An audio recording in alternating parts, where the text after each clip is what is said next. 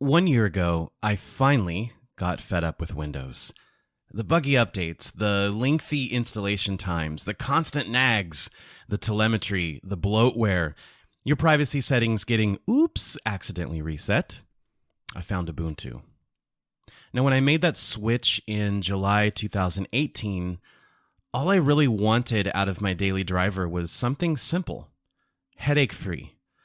An OS that respected my privacy, didn't constantly annoy me, and just got out of my way and let me work. That's not exactly what happened. I went down the rabbit hole. Well, I went down a lot of rabbit holes. If you would have told me a year ago that I'd be some kind of Linux influencer, a critic that big distributions were paying attention to, I would have called you crazy. Distro hopping? Hell no! Don't have time for that. Using the command line, setting up Nextcloud and Mumble servers, benchmarking games on Linux? You're insane.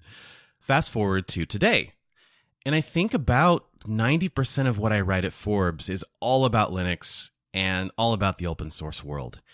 At first, I considered it a hobby, a diversion, a side project, a risk, honestly, at least a professional risk.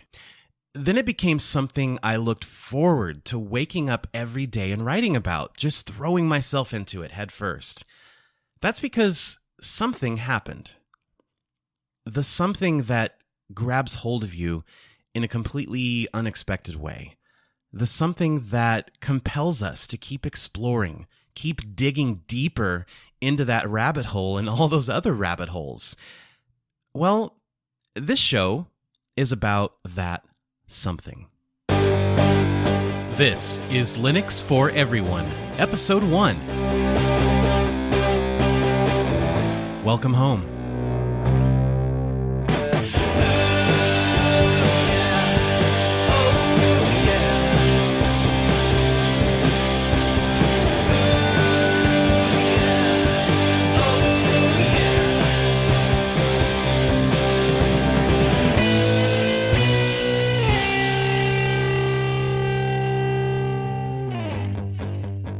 Hey everybody, welcome to Linux for Everyone. This is episode 1, and I am very, very happy that you're here. So thank you for listening, regardless of how you got here. I really appreciate that you are here. My name is Jason Evangelo. I am a senior contributor at Forbes.com. I am definitely a Linux junkie, a Linux advocate. And so as you could kind of tell by the intro, this show marks the beginning of year 2 of this little journey of mine, but I feel like I want to catch you up a little bit. I want to set the stage, give you kind of a glimpse into my mindset, and go over some highlights from my first year with Linux, because it's been a very personal journey. That has bled over, of course, into my professional life, but it has been very personal in a very, very positive way. And that's, as I said on one of my last episodes of Choose Linux, the best thing about Linux is it's not an operating system, it's the community. That being the case, I am really looking forward to getting the community involved in this show. So stay tuned, and I'll talk about that towards the end of the episode. So it's July 2018, and I'm primarily writing about, well, everything. Over at Forbes, I'm writing about the Nintendo Switch, AMD graphics cards and NVIDIA graphics cards, and Intel and laptops and gadgets and PC gaming. And I'm just throwing everything at the wall to see what sticks. I was writing about cryptocurrency, about mining, so many different things, and I felt really distracted. It was wake up and find the news and write something that people are going to click on and get paid. Now, I'm not remotely saying that my job at Forbes sucks, because it's incredible. I get to wake up every day and sit on a balcony or sit in the office at home and just write, and I can do that from anywhere in the world. But what has happened a year later, and what continuously inspires me to keep going with this, is the fact that now I wake up and I tell myself, what do I want to learn today about Linux? What do I want to explore? And I can spend time with that and write it up, and it's not dependent on breaking news, you know? The news cycle doesn't matter as much, and people show up and read it. And I'm so grateful to, if anyone's listening and you have clicked on any of my Linux articles at Forbes, I really do appreciate it, because now I can make a paycheck writing what I really, really love. But how did I get here? Because in that article I wrote 1 year ago, I believe it's called Ditching Windows, 2 weeks with Ubuntu Linux on the Dell XPS 13. I wrote some things in there that have obviously changed. I wrote things like, will I benchmark the latest games and test new graphics cards on Linux? No way. And any of you who know me and who've read my content or follow me on Twitter know that that certainly doesn't apply at this point. I also stopped being afraid of the command line. I'm by no means an expert, but it kind of is what I default to when I'm doing updates or installing software or doing some troubleshooting. Never thought that would happen. I also never dreamed that I'd love the XFCE desktop environment. And never in a million years did I imagine that I would have my own open source project on GitHub and be using Visual Studio to manage that. And so much has changed from that first article, and so much has even changed from the last 6 months. And the community that formed around this coverage and this journey has sort of grown up with me. And that is a remarkable feeling, to have thousands of people supporting you and paying attention and helping you take that adventure even further. I think that early on, what really shifted that whole attitude that I had about Linux, it was August, I believe, 2018, when Valve introduced Proton. So that was about a month after I had switched to Linux, and it really felt exciting. After I realized I'm sort of in on the ground floor of this Linux gaming renaissance, you know? I really miss all the games that I could play on Windows, but I prefer the privacy and the stability and the more user-friendly nature of, at the time, I was using Ubuntu. But now, suddenly, there's literally thousands of games playable overnight that would have been considerably more difficult to get up and running without that Proton compatibility layer, without the new version of Steam Play that just said, hey, click install. Well, and cross your fingers a bit, let's be honest, but many, many more of those games work than what Valve has whitelisted, of course.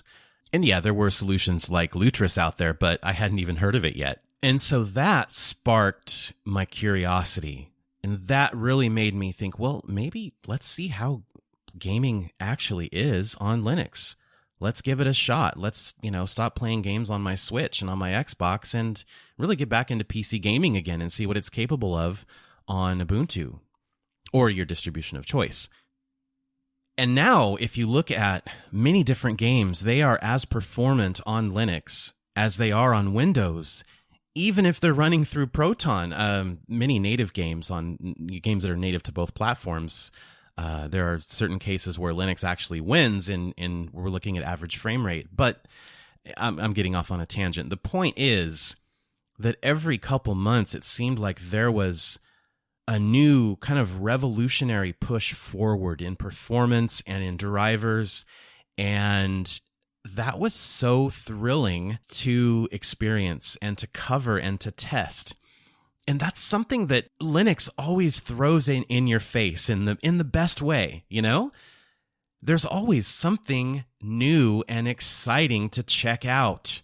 I just realized, it's funny because I wanted something boring, I wanted something that would just melt into the background and let me write or let me watch Netflix or just let me use my computer the way I want to use it. And man, at the time, I had no idea just how many ways that I could use my computer the way that I want it, or use my tablet or my phone or my Raspberry Pi Or how cool it would be to dig into all the little nuances and the differences between a Pop! OS and an Ubuntu, between a Manjaro and a pure installation of Arch Linux, or how much I'd learn about the hardware and the foundation of, a kernel, a Linux operating system from just installing Arch manually. And so I don't know if people feel this way about Windows or Mac OS or Android. I never did. But with Linux, I think it comes down to this.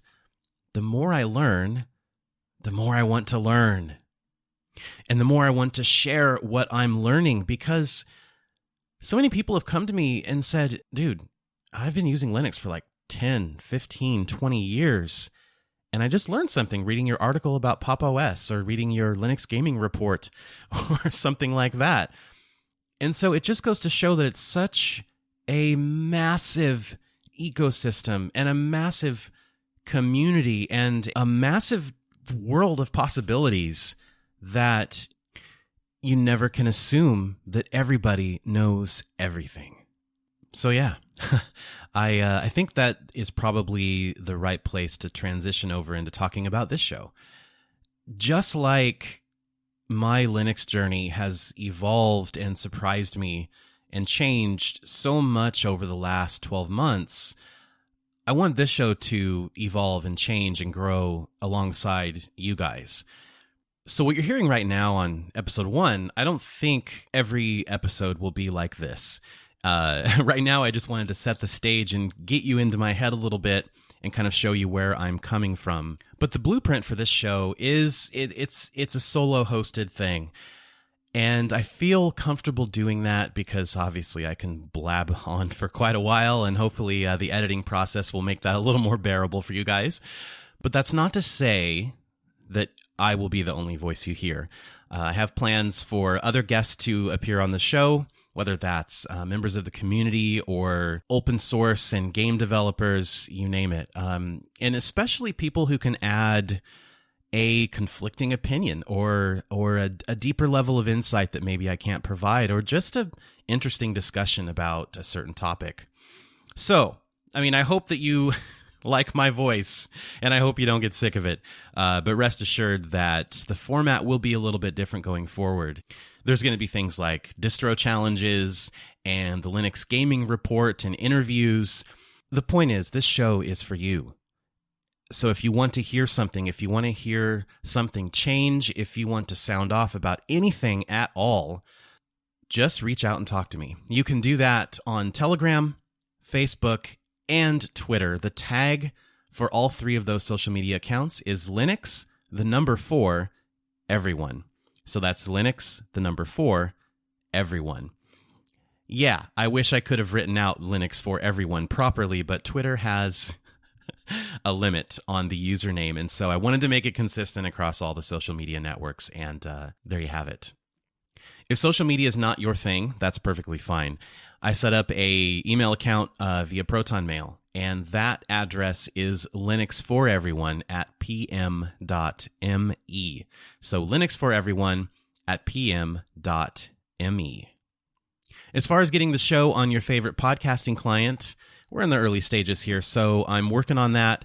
But as those go live, you'll find them all linked at the show's website, which is linuxforeveryone.fireside.fm. That's linuxforeveryone.fireside.fm.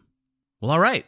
With my long-winded personal rant out of the way and housekeeping finished up, let's look towards episode 2. Now, a lot of us are afflicted by DHS, and that is, of course, distro hopper syndrome. And I don't want to really do anything to cure that because it's a lot of fun, so I'm just going to encourage it. With that in mind, I will be taking a look at Endeavour OS, and I'd love to invite you to come along for that journey as well. I recently covered this at Forbes. It's pretty brand new, actually. It is an Arch-based Linux distribution that is sort of the spiritual successor to Antergos. And a lot of people were really disappointed to find out that Antergos recently closed up shop. I think that was in May. But there were a few people who wanted to keep that spirit of a installer-friendly Arch distribution with a really helpful, friendly community as its foundation. And so they just recently launched Endeavour OS. And you can check that out at Forbes, but we're going to go into the weeds a little bit next time on episode 2. So give it a download, run it in a VM or install it clean on a extra device that you may have. And spoiler, it features a lightly themed XFCE desktop environment. So I'm a bit excited about that. I've only played with it for like 5 minutes, so we're kind of going to be doing this together. And if you can, try to pay attention to the Linux for Everyone social media accounts, because I want to hear your feedback on this distro, and I want the audience to hear it as well. So stay tuned. Once again, shameless plug, Linux, the number 4, Everyone, on Twitter, Telegram, and Facebook. Well, everybody, I think that is going to do it for episode 1. A bit shorter than what you can normally expect. Something to get the vocal cords warmed up and get the RSS feed warmed up and just kind of set expectations and get you all up to speed. Thank you so much for listening. Of course, you can find show notes, the links, the social media stuff, your RSS feeds, and all that good stuff over at linuxforeveryone.fireside.fm. But before I say goodbye, I want to introduce a regular segment called Songs from the Source. Something I want to do is take you out each episode with a little spotlight on a musician or band who uses nothing but free and open source software to create their tunes. And this particular tune is really special. It is from Rob Vandenberg. He took part in something called the 1 Synth Challenge. And this song was created using the free and open source digital audio workstation Ardour, which probably many of you have heard about. And like I said, it's special. Imagine if the Mario theme song, the Super Mario theme song that everybody knows, that one, if that were a polka. Well, folks, I am pleased to introduce you to Penguin Polka by Rob Vandenberg. Thanks again for listening, and I will see you for episode 2. Take care, and take care of each other.